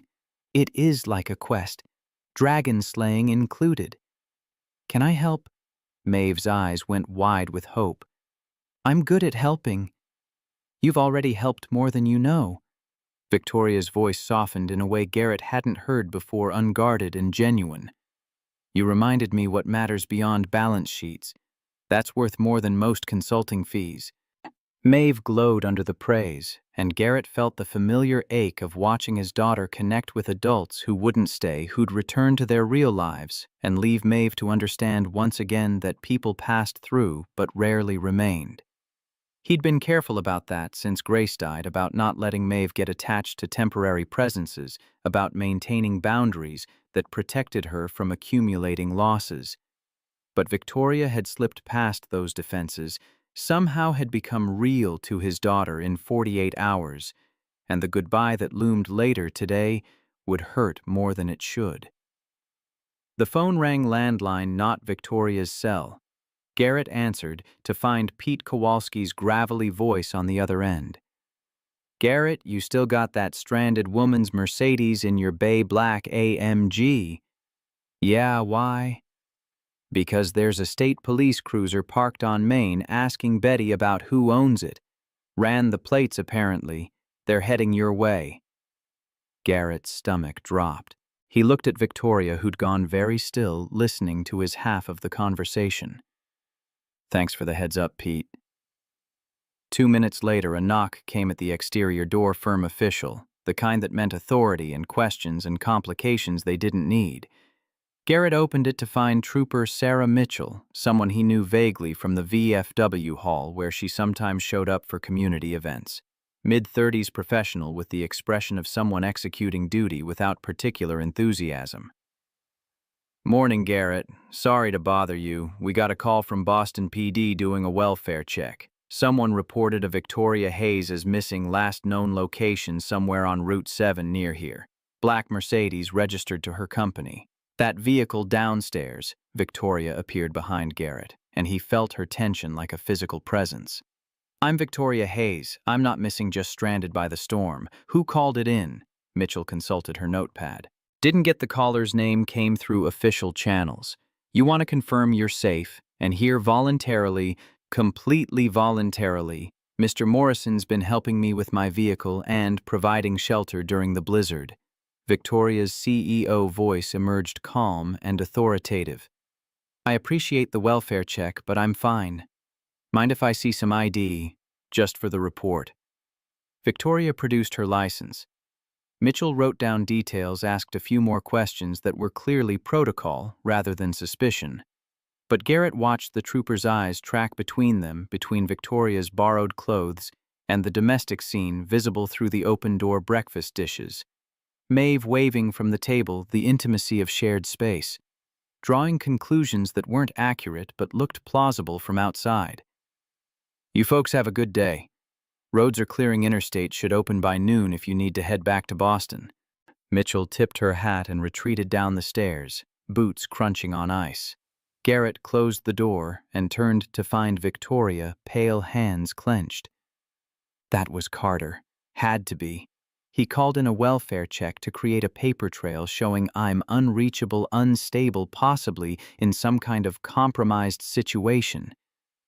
He's documenting your absence to use against you at the meeting. More than that, he's planting seeds for a narrative. Successful CEO has breakdown during crisis, disappears to small town, found shacking up with a mechanic while her company collapses. It plays into every sexist stereotype about women being too emotional for leadership, too easily distracted by personal relationships, too. She stopped, visibly fighting for control. He's building a case that removes me without needing to prove the financial fraud. Just shows I'm unfit. Garrett felt anger rise hot in his chest. He'd watched this playbook at Stellar, had seen talented people destroyed not through direct confrontation, but through careful erosion of credibility, through innuendo and implication, and the weaponization of circumstances against character. Carter was good at it. Clearly had practice. Then we make sure Wright sees through it. Make sure he understands that you're not hiding, you're preparing, that you've been working nonstop to untangle Carter's deception while Carter's been working nonstop to bury you under convenient lies. Victoria pulled out her phone, started typing furiously. "I need to get ahead of this. Call Elena, call the board members who might still listen, establish the truth before Carter spins the welfare check into evidence of instability." She spent the next 2 hours on calls, on emails, building her defense against attacks she couldn't see but could predict with the grim accuracy of someone who'd navigated corporate warfare before. Garrett listened to fragments while he worked on clearing the Mercedes from his bay. The vehicle needed to go, even if it wasn't fixed. Needed to not be occupying his workspace when normal business resumed tomorrow. He activated the hydraulic lift. Raised, the car stood beneath it, studying frozen components, with the detached focus of someone using physical work to avoid thinking about how invested he'd become in a stranger's fight. Maeve appeared at his elbow. "Daddy, is Ms. Victoria going to lose her company?" "I don't know, baby." "That would be sad. She worked really hard to build it. It's not fair if the bad man takes it just because he lies better than she tells truth." 8 years old and already understanding that fairness was aspiration rather than guarantee that the world didn't automatically reward good intentions or punish bad actors. Garrett set down his wrench, knelt to Maeve's eye level. Sometimes people who do wrong things win anyway, and sometimes people who do everything right still lose. But that doesn't mean you stop trying to do right, doesn't mean you give up fighting just because the fight's hard. Is that what you did when your old company was mean to you? You kept fighting. The question pierced him. Garrett heard his own voice explaining to Victoria why he'd walked away from Detroit, why he'd chosen small, safe life over continued engagement with systems he believed were corrupt. Heard the truth. His daughter was forcing him to confront that he'd stopped fighting, had chosen retreat over resistance, had let Stellar win by default, when he couldn't imagine a path to victory that didn't destroy him in the process. No, Maeve. I gave up. I walked away and told myself it was about protecting you, about choosing family over career, but really I was scared. Scared of losing again, scared of being hurt again, scared that if I kept trying I'd just prove that I wasn't strong enough to win. Maeve wrapped her arms around his neck, fierce and sudden. But you're helping Ms. Victoria fight, so maybe you didn't give up all the way. Maybe you were just waiting for the right fight. Wisdom from children always landed differently, unfiltered by adult cynicism, striking straight at truths you'd been avoiding. Garrett held his daughter and felt something shift in his chest, some calcification around old wounds cracking just slightly to let air through. Maybe helping Victoria wasn't just about her. Maybe it was about proving to himself that he could still engage, could still take risks in service of purpose, could still believe that fighting mattered even when winning wasn't guaranteed. At noon, the radio confirmed the Interstate 89 had reopened traffic, moving slowly, but moving. Wright would be able to make the drive from Boston, would arrive around 2 p.m. as scheduled.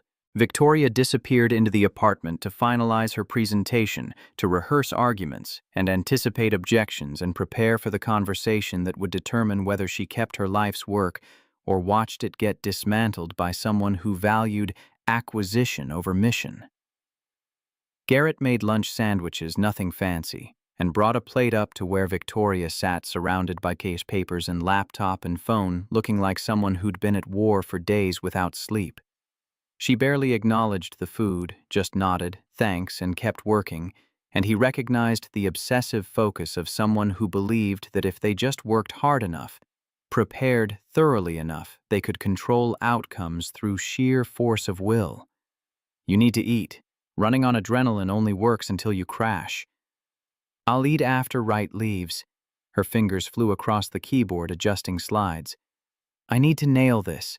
Can't afford to be anything less than perfect. Perfect's a trap. Makes you rigid when you need to be responsive. Garrett sat across from her, pushed the sandwich closer. Wright's going to ask questions you didn't anticipate. If you're so locked into your perfect pitch that you can't adapt, you'll lose him in the first 10 minutes. Victoria's hands stilled. She looked up with eyes that were bloodshot and desperate. I don't know how to do this any other way. I built Hayes Biotech through preparation and execution and never letting people see weakness. If I show up anything less than completely in control, Richardson will use it as ammunition. Richardson's not your audience today. Wright is. And Wright doesn't need to see control, he needs to see conviction. Needs to believe that you care about this mission more than you care about winning a political fight. Garrett gestured at her laptop. That presentation you've built? It's good. Really good. But it's all head, no heart. You're selling him on strategy when what he needs to buy is purpose. I told you about my father yesterday, about building this company to save people like him. That's in the presentation. As a data point, a motivation stated in past tense. But what about now, right now sitting here, what keeps you going? Because I watch you work, and it's not just about winning. There's something deeper driving you, something Carter and Richardson can't touch because they don't understand it. Victoria set down her laptop. Her hands were shaking slightly. Exhaustion or emotion, or both. When she spoke, her voice was quiet, stripped of its usual authority. I'm terrified that if I lose this company, my father's death will have been for nothing. That I'll have spent 16 years sacrificing relationships and health and any semblance of normal life, and at the end all I'll have is proof that I wasn't good enough to protect what I built. That everything I gave up was wasted on a failure I couldn't prevent. There it was, the truth beneath the corporate warrior exterior, the fear that powered her relentless drive.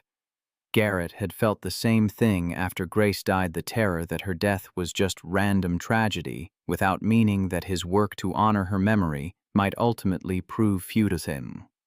He understood the need to make loss count for something to transform grief into purpose, because the alternative was drowning in the senselessness of it all. Your father's death wasn't for nothing. It taught you what matters. And if you lose Hayes Biotech but keep fighting for rural healthcare access, keep building solutions that save people who get forgotten by the system, then you still win the only fight that actually counts. The company's just a vehicle. The mission's what matters. Easy to say when it's not your company being stolen. You're right, it's easier, but it's still true. Garrett leaned forward, held her gaze. When you talk to Wright, don't defend Hayes Biotech like it's a possession you're trying to keep. Defend it like it's a tool you need to continue work that's bigger than ownership. Make him understand that Carter stealing your company isn't about you losing power. It's about rural hospitals losing the one technology company that actually gives a damn about serving them. Victoria absorbed that seemed to test the frame against her internal metrics. Finally nodded. You're saying make it about them, not me. I'm saying make it about everyone who needs what you're building but won't get it if MedTech takes over. Make Wright understand that this isn't a binary choice between two investment opportunities. It's a choice about what kind of healthcare system America builds for the next generation. Something shifted in Victoria's posture, tension releasing slightly as the reframe took hold. She picked up the sandwich, took a bite, chewed mechanically. You should have been a consultant. You're better at this than most of the strategists I pay 6 figures annually. I'm just a mechanic who reads people and remembers that business is ultimately about humans making decisions based on values. Most consultants forget that part. At 1:45 p.m., a silver Lexus pulled into the lot, parking beside the garage entrance. James Wright emerged, late 60s silver hairsuit that probably cost more than Garrett's truck moving, with the careful precision of someone whose body was betraying them to age, but whose mind remained sharp as ever. He looked up at the apartment windows where Victoria had positioned herself to watch, and even from this distance Garrett could see him assessing, calculating, forming opinions based on optics. Victoria descended the external stairs in borrowed professional clothes and whatever dignity she could assemble from 48 hours of crisis management. Garrett watched through the garage window as she greeted Wright as they exchanged handshakes and weather pleasantries, and the small talk that preceded serious negotiations. Then Victoria gestured toward the garage office, and Wright followed, and Garrett gave them privacy by retreating upstairs where Maeve was doing a puzzle and trying not to look curious about the important visitor. The meeting lasted 90 minutes. Garrett occupied himself with busy work checking inventory organizing tools that were already organized, anything to avoid thinking about how much rode on the conversation happening one floor below. Maeve sensed his tension and stayed quiet, unusual for her, occasionally shooting him concerned glances that reminded him painfully of Grace, watching him spiral during the Stellar lawsuit. When Victoria and Wright finally emerged from the office, Garrett positioned himself where he could observe without being obvious. Wright's expression was unreadable, professional mask firmly in place. Victoria looked drained but alert, the kind of tired that came from performing at peak intensity for extended periods. They shook hands again. Wright said something that made Victoria's shoulders relax fractionally. Then he headed for his Lexus, while Victoria climbed the stairs with the heavy tread of someone who'd just survived an ordeal. She closed the apartment door behind her and leaned against it, eyes closed. Garrett waited, let her take whatever time she needed to transition from battlefield to sanctuary. When she finally opened her eyes, they were bright with something that might have been tears, or might have been fierce satisfaction. He's backing me. Full investment increased to $250 million, but there are conditions. Relief and caution warred in Garrett's chest. What conditions? He wants the partnership model we discussed implemented immediately. Wants to see proof that Hayes Biotech is committed to rural access as primary mission, not just marketing strategy. Which means he wants your microgrid project fully funded and integrated into our product development within 6 months. That's fast. That's Wright's terms. He said. She paused, seemed to gather herself. He said that you convinced him more in our 10-minute conversation about your prototype than I did in 90 minutes of presentation. That watching an MIT engineer choose to work in a small-town garage because he cared more about impact than prestige told him everything he needed to know about whether Hayes Biotech's mission was genuine. Garrett processed that. Wright had taken 10 minutes to grill him about the microgrid, asking technical questions that proved the man had done his homework, that he understood power systems and rural infrastructure better than most venture capitalists would bother to learn. Garrett had answered honestly without corporate polish, explaining exactly why distributed power mattered for rural healthcare and what barriers existed to implementation, and why most companies ignored the problem because the economics didn't justify the effort. So Wright's bet isn't on your company.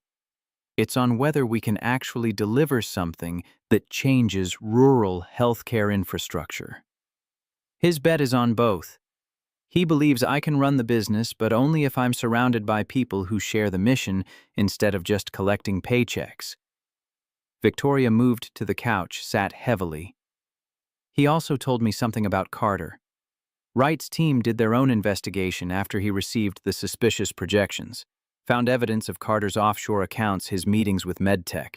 Wright's been feeding me information this whole time, watching to see if I'd figure it out, or if I'd just accept the sabotage as personal failure. He tested you. For 3 days, while I panicked and felt like everything was collapsing, Wright was running an experiment to see how I'd respond to crisis. Whether I'd blame others or take responsibility, whether I'd fight or surrender, whether I'd prioritize the company or the mission. She laughed, sharp and bitter. I passed, apparently, but it was close. If you hadn't helped me see that this wasn't about defending my position but about protecting the mission, I'd have shown up defensive and self-focused. Would have failed Wright's test without knowing I was being evaluated. Garrett sat beside her, careful to maintain distance that was becoming harder to justify as connection deepened. What happens at the board meeting tomorrow? Wright will be there. He's informed Richardson that he's voting to keep me as CEO and that any board member who votes otherwise will be voting against his $250 million investment. That changes the calculus. Richardson can't override Wright without losing the funding that keeps Hayes Biotech viable. She rubbed her eyes, exhaustion finally catching up. Carter will be removed. Wright made that condition non-negotiable. Full investigation into the financial manipulation criminal referral if the evidence supports it. The board members who supported Carter's coup will have to explain their judgment to an investor who now controls enough equity to demand accountability. So you won. I survived. Winning comes later when we actually deliver on the promises I made to Wright. When your microgrid is installed in 50 rural hospitals and we can prove that mission-driven technology development actually works at scale. She turned to face him, which means I need you to say yes officially. To the partnership, to relocating your prototype work to a real facility with real funding, to being part of something bigger than what either of us can build alone. The offer sat between them, massive and terrifying, and exactly what Garrett had wanted since Grace died. Except wanting something in abstract was different from accepting it in concrete reality, from choosing to step back into the world that had chewed him up and spit him out broken. His hands tightened on his knees, old fears rising. I have Maeve. I can't just uproot her life, move to Boston, drag her away from the only home she's known. You don't have to move. We set up a development facility here in Pinewood Ridge. Bring jobs to this town, train locals on advanced manufacturing, make this the center of rural healthcare innovation instead of expecting you to abandon your community. Victoria's voice carried conviction. Wright loved that angle. Said it proved we're serious about walking the talk about building infrastructure in the places that need it most rather than concentrating everything in coastal cities. And if it fails? If we can't deliver what you've promised, I'll have let down Maeve, let down this town, proved that I was right to give up 7 years ago. Then we fail together and we learn and we try again. That's how innovation works. You take risks, some don't pan out, you adapt and keep pushing. Victoria reached out, hesitated, then put her hand on his arm. But staying safe, staying small, protecting yourself from potential failure, that's not noble sacrifice for your daughter's sake. That's fear dressed up as responsibility. And you're better than that. The words hit hard because they were true. Garrett had been hiding behind Maeve, using her need for stability as excuse to avoid risking himself again. But kids didn't need fathers who played it safe. They needed fathers who showed them how to engage with the world despite uncertainty, how to fight for things that mattered despite the possibility of losing. Grace would have called him on this deflection immediately, would have pushed him to acknowledge that he was choosing comfort over growth and calling it parenting. I need to think about it. The hedge came automatically defensive. You have until tomorrow. Board meeting's at 1 p.m. I need to be there in person. If you're coming with me as official partner, we announce it then. If not, she shrugged, then I find someone else, and you stay here working on your prototype alone. Victoria stood, moved toward the bedroom to gather her things. The meeting was ending, the 48-hour interlude closing, and soon she'd drive back to Boston and life would return to its normal rhythms. Garrett would go back to fixing cars and taking Maeve to school and working on his microgrid in stolen hours and telling himself it was enough. Would watch opportunity walk out the door because accepting it meant risking the pain that came from letting people close enough to hurt you. Maeve appeared from her room, seemed to read the energy immediately. Ms. Victoria's leaving. Soon, yes. I need to be in Boston tomorrow for an important meeting. Did your meeting with the investor man go good? Is he going to help save your company? He is. Thanks in large part to your dad. Victoria knelt to Maeve's level. You were right about him being really smart. He helped me understand things I'd forgotten were important. Are you taking him with you to Boston? Because he could help more if he's there. Out of the mouths of children came observations that cut through adult complications to simple truths. Victoria glanced at Garrett, then back to Maeve. I'd like him to come. I'd like both of you to be part of what I'm building if your dad's willing to take that risk. But it's his choice to make. Daddy. Maeve turned to him with eyes that held more understanding than 8 years should allow. Are you going to help, Ms. Victoria, or are you going to be scared? The question stripped away every justification and excuse, reduced his decision to its essential binary. Help or hide, risk or retreat. Engage with the messy, uncertain world where people betrayed you and systems disappointed you, and trying didn't guarantee success, or stay safe in the small life he'd carved out where the problems were manageable and the stakes were contained. He looked at his daughter, at this fierce, brave girl who'd lost her mother, but hadn't let loss make her timid. Looked at Victoria, who'd spent 3 days fighting for something she believed in, despite having every reason to surrender. Looked at the apartment around him, at the life he'd built from grief and fear and the desperate need to protect what remained after tragedy. Took everything else. Grace's voice in memory from their last real conversation before the accident. Promise me you won't let fear win, Garrett. Promise you'll keep building things that matter. Keep believing that trying is better than hiding. Promise me you'll show Maeve what it looks like to be brave. He'd made that promise and then broken it, had let fear dictate his choices for 7 years while telling himself he was being responsible. But bravery wasn't about absence of fear. It was about choosing action despite fear about deciding that purpose mattered more than safety. I'll come to Boston. Meet the board, see the operation, understand what I'm actually signing up for before I commit. Garrett's voice came steadier than he felt.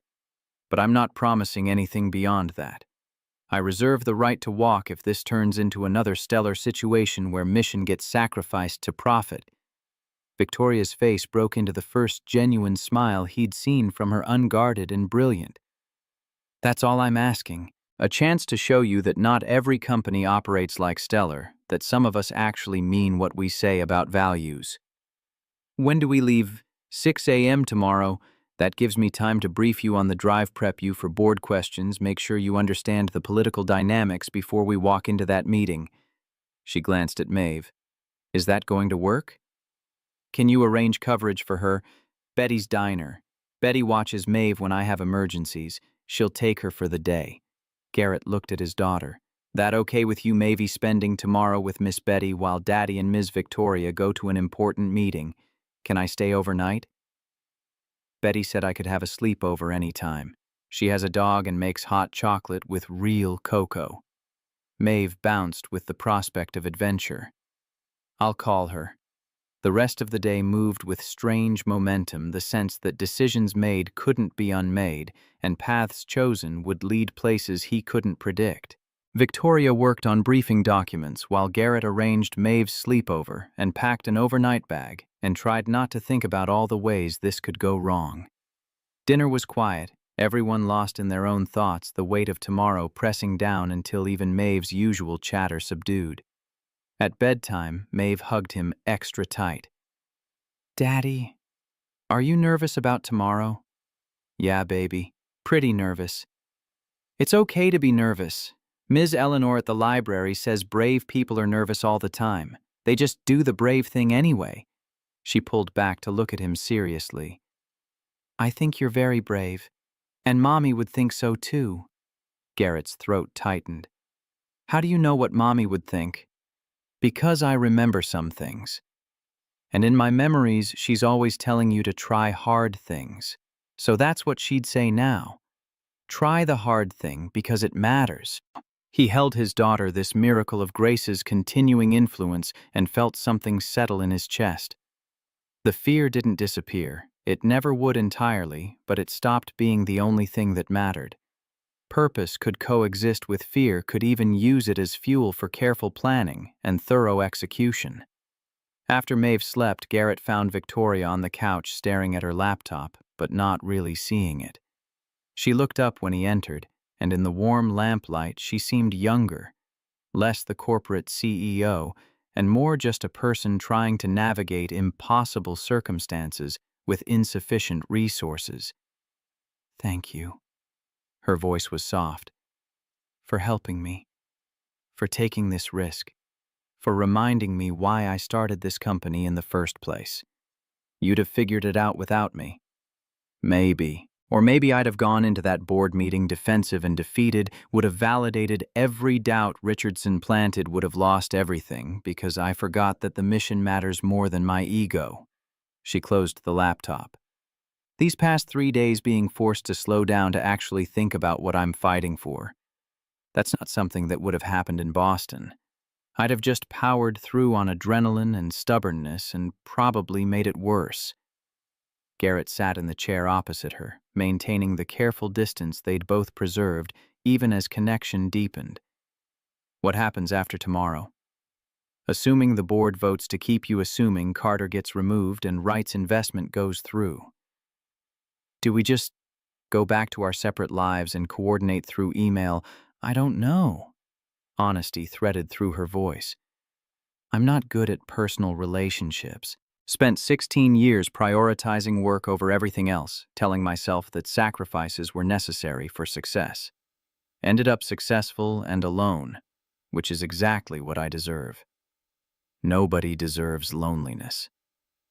Some of us earn it through choices we make. Through deciding that other people are secondary to ambition, that connection takes time better spent on strategy that caring too much makes you vulnerable in ways that can be weaponized. She met his eyes. But then my car broke down and a stranger helped me anyway, and his daughter reminded me that people are actually the only thing that matters. And now I don't know how to reconcile the person I've been with the person I want to become. The vulnerability in her admission matched his own uncertainty, created symmetry between their parallel struggles with letting go of self-protective isolation. Garrett had spent 7 years choosing safety. Victoria had spent 16, choosing success, and they'd both arrived at the same destination, functional lives, that lacked the connection that made living meaningful. Maybe we figure it out together. Take it slow, see what develops, don't force anything, but don't run from it either. He surprised himself with the suggestion, with the willingness to imagine possibility. The partnership is professional, but that doesn't mean we can't also build something personal if it feels right. Are you saying you'd be interested in— She hesitated over the word dating. A small-town mechanic and a Boston CEO? Because the logistics alone are complicated before we even get to personality differences and lifestyle incompatibilities. And I'm saying I like you, respect you, feel more alive around you than I have in 7 years. And yeah, logistics are messy and we'd have to figure out a lot. But Grace taught me that you don't let practical obstacles prevent you from choosing people who matter. You just do the work to make it function. Victoria's expression cycled through several emotions: surprise, wariness, cautious, hope. When she spoke, her voice was barely above whisper. I like you too. Didn't expect to, didn't plan for it, but somewhere between car breakdowns and corporate espionage and your daughter's radical honesty, I started caring about what happens to you, to both of you. And that terrifies me because caring means risk, and risk means potential loss. Everything worth having comes with risk of losing it. That's how you know it matters. They sat in loaded silence, the space between them charged with unspoken possibility and mutual recognition of complicated timing. Tomorrow would bring board meetings and professional decisions that would shape their working relationship. But underneath that loomed personal questions that couldn't be answered in conference rooms, that would require vulnerability and patience and willingness to build something without blueprints or guaranteed outcomes. Finally, Victoria stood. I should sleep. Tomorrow's going to be intense. Victoria. Garrett caught her attention before she reached the bedroom. Whatever happens with the board, whatever we decide about the partnership or anything else, I'm glad your car broke down on Route 7. Glad you called Morrison's Auto. Glad that sometimes the universe forces paths to cross when they need to. She smiled, genuine and unguarded. Me too. Good night, Garrett. Good night.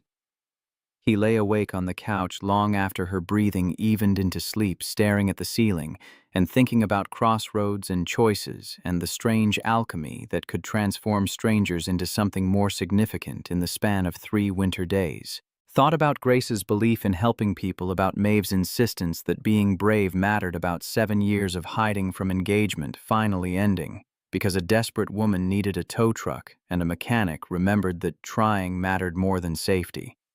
Tomorrow would bring confrontation and resolution, would force decisions that had been 7 years deferred.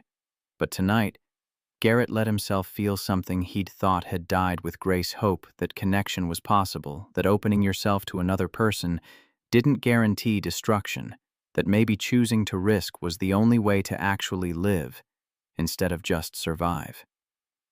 The stars wheeled overhead, outside windows still rimmed with ice, and somewhere in the Vermont darkness morning approached with all its uncertain promises.